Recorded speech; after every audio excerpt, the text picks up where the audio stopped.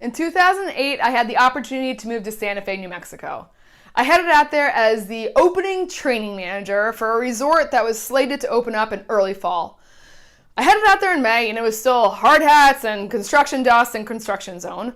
And for any of you who have opened up a resort or a restaurant or any business that involves contractors or employees, you can imagine that early fall soon became late fall.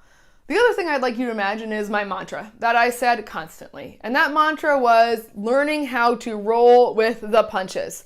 Because the punches came at us daily, one after the other.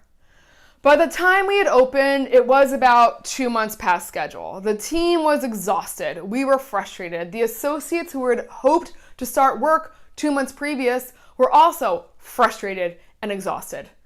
Well, one of my main responsibilities was to have everyone go through an 8-hour new hire orientation. I was thinking about my situation and my attitude at the moment, and while for the most part I really saw this as an opportunity for all of us to be a part of this great opening, I also thought it was harder and harder to get to work and put a smile on my face.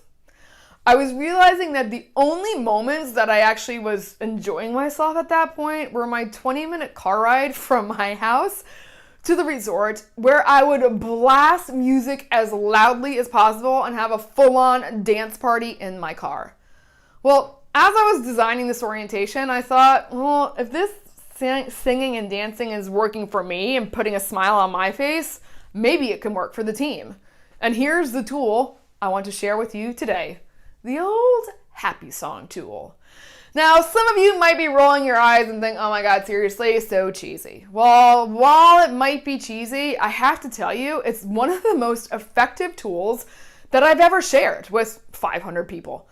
So at the end of the orientation, I had everyone stand up in a circle. I told them, no trust falls, no awkward touching, but what you do have to do is think of the one song, no matter how bad a day you're having, no matter how stressed out you are, the one song that when you hear those first few beats, puts a smile on your face. And we went around and we heard everyone's happy songs. And never failed, there was always multiple songs that made us all die of laughter just hearing the title. Now, besides that sharing, I also showed them how to use it as a tool for them to help choose their attitudes.